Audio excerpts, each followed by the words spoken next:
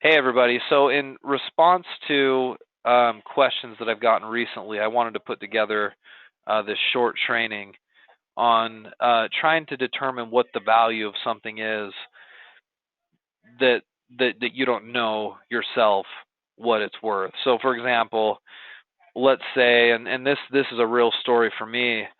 I don't know if you guys have ever had this problem before, but I for the longest time I never ever had a case on my phone. It was specifically an iPhone 4, and I'd had this phone for a while, and I never had a case on it just because I hated having a case because it made it really bulky and didn't fit in my pocket very well. Well, anyway, one day, sure enough, after having this thing for well over a year, I tried to pull it out of my pocket and I dropped it, and it just so happened I was standing on some tile floor and it hit the ground, and sure enough, it shattered. The face of it shattered. Now it was still usable. The phone was still usable, but the face was shattered. And so I continued to use that phone for a little while until I was ready to qualify it to get a new phone, which I just recently did. So right now I've got this iPhone 4. I think it's a 32 gigabyte phone. It's black, and I'm looking at it like, what in the world is this thing worth, if anything, and can I sell it? Because if it's worth something, I'm going to sell it because I'm going to get a new phone, and otherwise I don't need the item. I'm sure, and I bring this up because a lot of you guys have products like this that you ask me about all the time. I had one of you guys explaining to me this week that you had all these unique records, old school records, music records that you were thinking about selling, but you have no idea how much they're worth. You could have some really rare collectible records that could be worth thousands of dollars, or you could have records that are, you know, mass produced and mass made, and there's such a flood in the market of these records that they're not really worth anything. It reminds me a little bit. I don't know if you guys remember, but back in like this is more when I was a kid. Um, the early '90s, mid '90s. I was a big collector of all kinds of different sports cards, right? Because I'd always heard stories from my dad specifically about cards that he had collected, and had put on his bike, or I don't even know. They did all sorts of different things with their sports cards back when my dad was a kid, but they ruined them and lost them, and later, of course, had he held on to those sports cards, they would have been worth a small fortune. And so, of course, in my mind, you know, I the light bulb goes off when I'm this, 10, 11-year-old kid, like, hey, I'm going to go and buy lots of cards and have them for a lot of years, and then later sell them and make a small fortune, right? I'm sure some of you guys can relate to that. So years later, and this is when I was in college, I was like, great, I'm going to sell these cards. I'm going to make a bunch of money. I had some really good ones, and but I didn't really know how much they were worth, especially in a marketplace like eBay. Well, long story short, what I'm going to show you guys today is basically how to figure out what some of this stuff would be valued at, so that you can put an appropriate market price on something. Just because you think it's worth a certain amount does not mean that it's actually worth that amount at all. It could be worth much more, much less. It just depends. So I want to just show you guys briefly. I know some of you guys know how to do this, but if you have an item that you're not sure really what the market value is, I want to show you how to go about figuring that out in eBay. Okay, and I've showed you guys this on a similar webinar before in the past. Um, it needed to be discussed again. Okay, so let me show you the iPhone example. Okay, I'm going to go to eBay, and the first thing I'm going to do is I'm just going to look up this specific type of iPhone. So I'm going to type in, and by the way, I haven't done this before. Nothing is pre-done here. So we're going to be just kind of seeing it for the first time as we go. I think mine's an iPhone 4.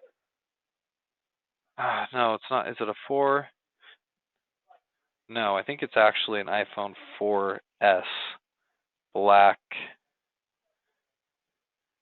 Whoops. 4S. Black 32 gigabyte. Okay.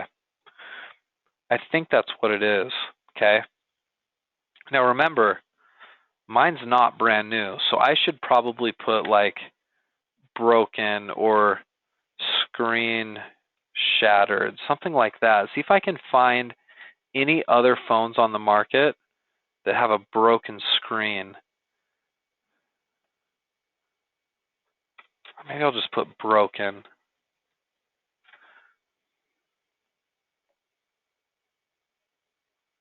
Yeah, there we go. See this right here, this would look a lot like my phone. I'll click on it so you guys can see it. Wow, this one's a lot worse actually. There you go. See that? Shattered screen.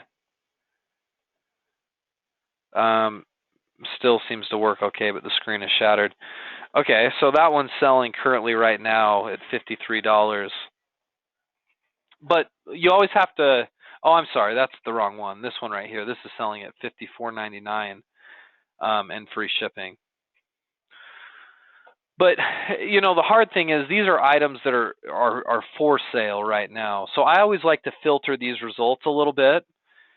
And if you'll notice, I'll zoom in just a little bit so you guys can see this. I'm going to filter these results to sold listings.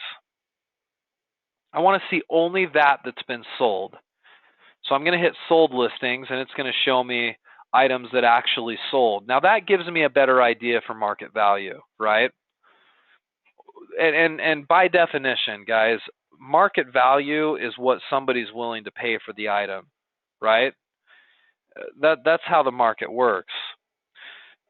Years ago, this was back when I was in college. I had a good friend of mine who, with one of our local sports teams here, they had gotten into the playoffs, and they were doing really well. And the prices of their tickets were going for anywhere from 2 to 3 times the face value of a ticket. So he got online one day and preemptively bought I think it was like 10 or 15 tickets. Each had a face value of about $50 a piece. And at the time, his thought was I can sell these for anywhere between $100 and $150 a piece and make some pretty good money. Well, sure enough, when the time came for him to sell these tickets, the team wasn't doing nearly as well as they had been doing. They were way down in a series, and when he tried to go out and sell them, he couldn't get even face value. In fact, he got like 10% of the value of the ticket because nobody wanted to go to the games anymore. He got rid of these tickets for like $5 or $10 a piece and took a pretty healthy loss. So what's the market value of that ticket? Well, the face value is 50, but that doesn't mean anything. What something is really worth is what somebody is willing to pay. And at a time, maybe that was 3 times the value of the ticket, but not in that case. He lost a bunch of money. So I tell you that because really, if you guys want to get true market value on something, you'll check the sold section on eBay, and you can scroll through and see if you can't find something that's very similar. See, this right here would be very, very similar to mine. This was sold for $83 on November 12th, which would have been what? Just yesterday, right? I'm going to click on this and just take a look at it. Okay, it fits the parameters of my phone. It says it's cracked, screen fully functional. Okay, that's absolutely perfect. That's my phone. This phone sold for $83 and $5 of shipping. So I could say this phone was worth $87. Could I sell mine for the same? Probably, or at least something in that neighborhood. Now here's another one. This only sold for $14.50. Let's click on this. Okay, well I can see why. Item condition, it says for parts or not working. So this phone must not be functional at all. So there you go. If I've got a non-functional iPhone, it looks like I could maybe in this case get $14.50 plus $7. That might be worth in the neighborhood of a little over $20. So far based on my research, on the low side, $21.50, on the high side, $87. So on and so forth. I can continue to go down. and look at all the different types of phones here, right?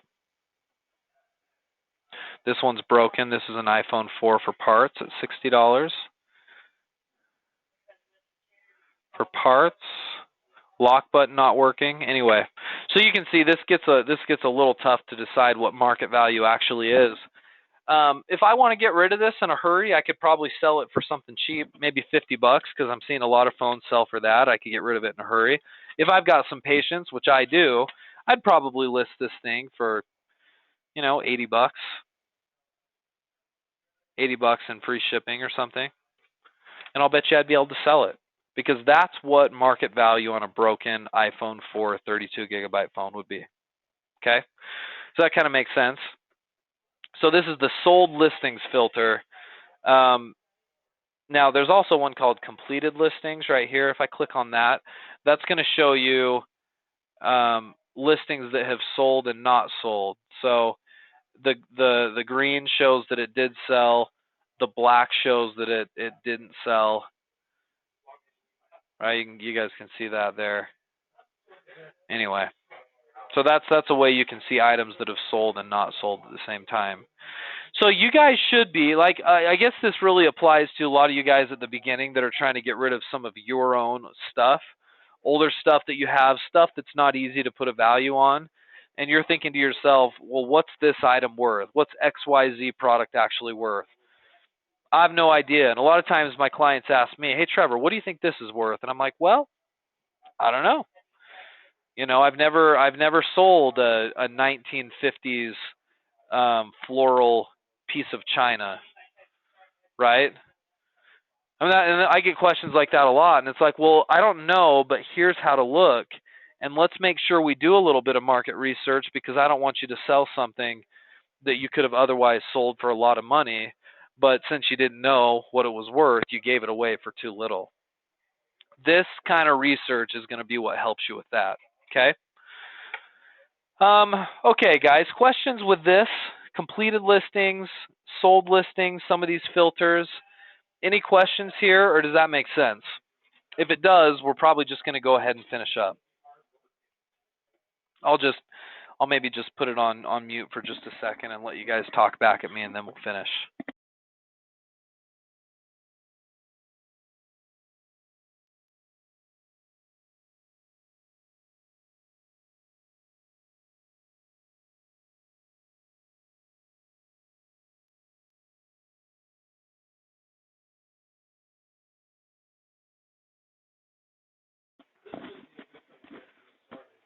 Must be pretty clear, guys. Not getting a lot of questions, which is totally fine.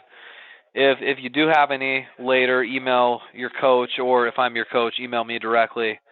This should help you price things going forward as you work on eBay. Well, thanks everybody for the suggestions earlier. I appreciate that. We'll see all of you guys next week. Oliver, I just saw your question come through. What if the item is unique and has no eBay history? Good question. And if that's the case, you can hop online and do a Google search for it, Oliver, and see if you can find it anywhere. And if you can't find it anywhere, you set the market value. I'd hop on and I would put it up for a price that I'm comfortable with and see what kind of interest I get. I've had some people even really set a product up, like one client one year that had a set of really old china, really old. I mean, there was nothing like this that had ever sold before. And there was other old china that had sold on eBay, but nothing quite like hers. And so what we ended up doing is I had her do one of those things where you can make it open for people to give you an offer. So we set the price at something absurd. We said like $4,500 for this set of china, or make your best offer. And that helped us figure out about what market value was, because she started to get offers in and around the $300 or $400 mark. And based on that, she was able to say, okay, well, this is probably worth $300 or $400. Turned around and sold it for that. So I feel like that's a good way to come up with market value if you have no idea and if something is totally unique. Good question.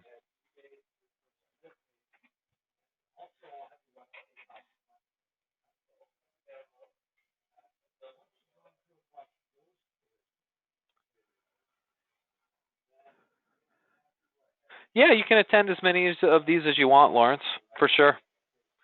I'm glad you've found these helpful. We have them all week long. I just do Thursdays and Fridays, but my colleagues do the other ones. You're welcome to come to that.